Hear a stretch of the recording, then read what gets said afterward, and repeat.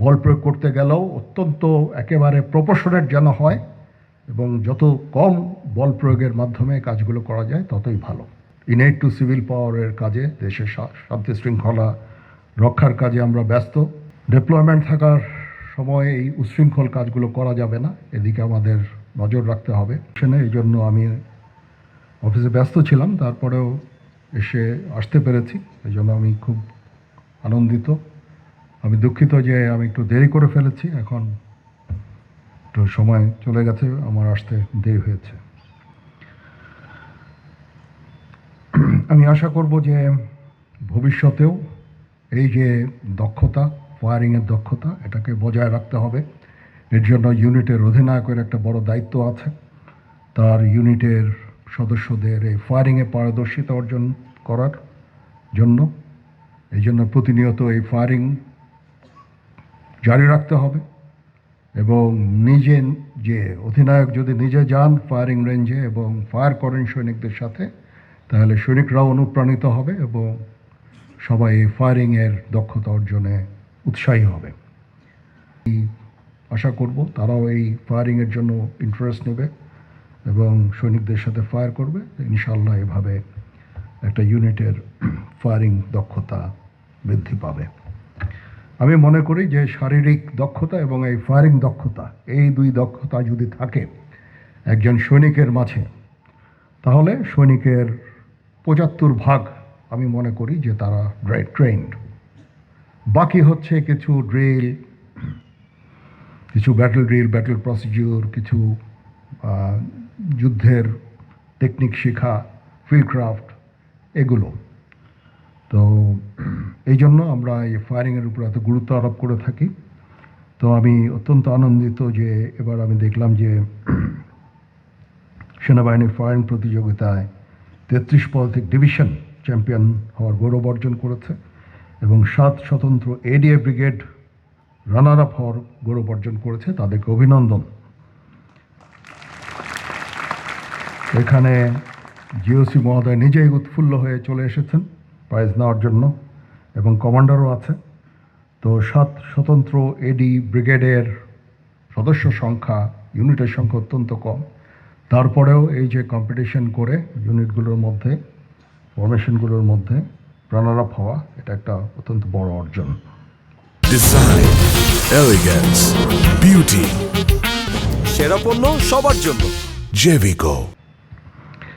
ব্যক্তিগত শ্রেষ্ঠ ফায়ারার হিসাবে সৈনিক মোহাম্মদ রাজু সরকার এবং দ্বিতীয় শ্রেষ্ঠ ফায়ারার সৈনিক ওসিইউ মোহাম্মদ জুবায়ের আলী এবং শ্রেষ্ঠ মহিলা ফায়ার লেফটেন্যান্ট সামিয়া রহমান ৫৫ পদাতিক ডিভিশন এবং সেই সাথে সেনাবাহিনীর শ্রেষ্ঠ ফায়ারার ইনসিগনে বিজয়ী সকলকে আমি আন্তরিক অভিনন্দন জানাচ্ছি।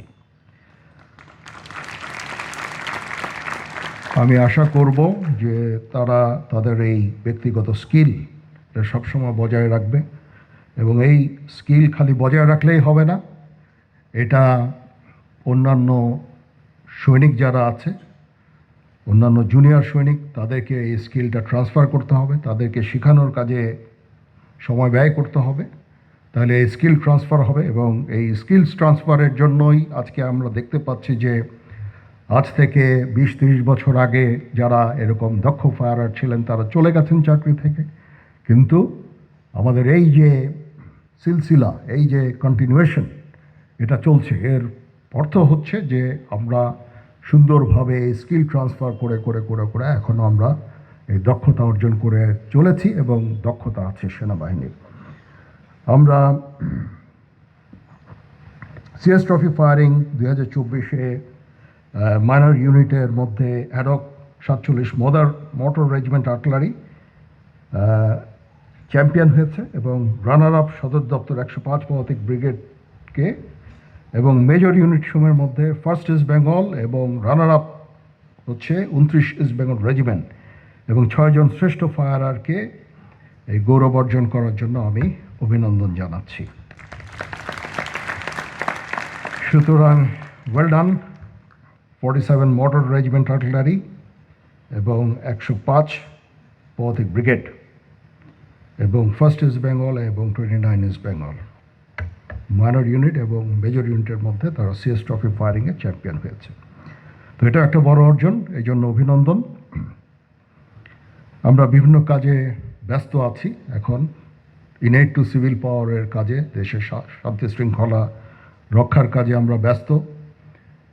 দেশ ও জাতির জন্য এই কাজটা আমরা খুব তাড়াতাড়ি এই কাজটা শেষ করে সেনানিবাসে ফেরত আসতে পারবো, কিন্তু কাজটা দীর্ঘায়িত হচ্ছে। আমি জানি যে আমরা বহুদিন ধরে এই কাজটা করে যাচ্ছি, তো ধৈর্য রাখতে হবে এবং প্রফেশনালিজমের মাধ্যমে, পেশাদারিত্বের মাধ্যমে কাজটা সম্পন্ন করতে হবে। দেশ এবং জাতি তোমাদের এই এই সার্ভিসটা তাদের জন্য অত্যন্ত গুরুত্বপূর্ণ। সুতরাং দেশ এবং জাতির জন্য আমাদের কাজ করে যেতে হবে। যতদিন না আমরা একটা নির্বাচিত সরকার পেয়ে যাই এবং দেশ একটা শান্তি শৃঙ্খলার মধ্যে আসে, আমাদের এই কাজটা করে যেতে হবে। ততদিন পর্যন্ত ধৈর্যের সাথে এই কাজটা করে যেতে হবে। ডিপ্লয়মেন্ট থাকার সময় এই উচ্ছৃঙ্খল কাজগুলো করা যাবে না, এদিকে আমাদের নজর রাখতে হবে কোনো ধরনের উচ্ছৃঙ্খল কাজ যেন না হয়। বল প্রয়োগ করা যাবে না। মাঝে মাঝে এই কাজগুলো করতে যেয়ে কিছু বল প্রয়োগ হয়ে যায়, সেগুলো যথাসম্ভব বল প্রয়োগ করতে গেলেও অত্যন্ত একেবারে প্রপোর্শনেট যেন হয়, এবং যত কম বল প্রয়োগের মাধ্যমে কাজগুলো করা যায় ততই ভালো। ইনশাআল্লাহ আমরা যদি সবাই একসাথে কাজ করি, আমরা একটা দেশের শান্তি শৃঙ্খলা ফিরিয়ে আনতে পারবো এবং একটা সুন্দর ভালো দেশ পাবো ইনশাআল্লাহ। পরিশেষে এই সুন্দর একটা প্রতিযোগিতা আয়োজন করার জন্য আমি এমটি ডাইরেক্টরেটকে ধন্যবাদ জানাচ্ছি এবং পদাতিক ডিভিশনকে ধন্যবাদ জানাচ্ছি, জিওসিকে ধন্যবাদ জানাচ্ছি, তার সমস্ত স্টাফদের ধন্যবাদ জানাচ্ছি। তারা সুন্দরভাবে এটা অর্গানাইজ করেছে এবং আমরা সবাই অত্যন্ত আনন্দিত। এই ফায়ারিং কম্পিটিশন, ফায়ারিংয়ের ইন্টারেস্ট নিতে হবে। তো আমি অনেকদিন পরে ফায়ারিং রেঞ্জে এসেছি, তো আজকে আমি একটু ফায়ারিং করব। তো অনেকদিন পরে ফায়ারিং করতে যাচ্ছি, এই জন্য